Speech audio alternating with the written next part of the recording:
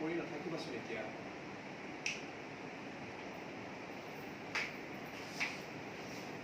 সোনকালে এখন ঘৰলৈ এনেকুৱা এটা দিন আহিব বুলি মই ভবা নাছিলো দেই। তোমাৰ কথাবোৰ বিশ্বাসযোগ্য নহয়।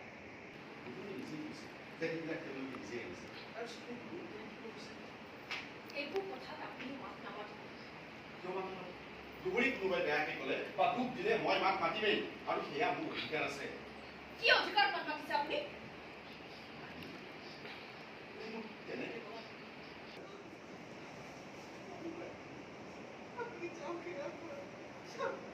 মই আৰু দুবৰি স্বাৰ্থতে আমি আমাৰ ঘৰত আশ্ৰয় দিছিলোঁ আৰু দুবৰি বিপদত পৰিছিল।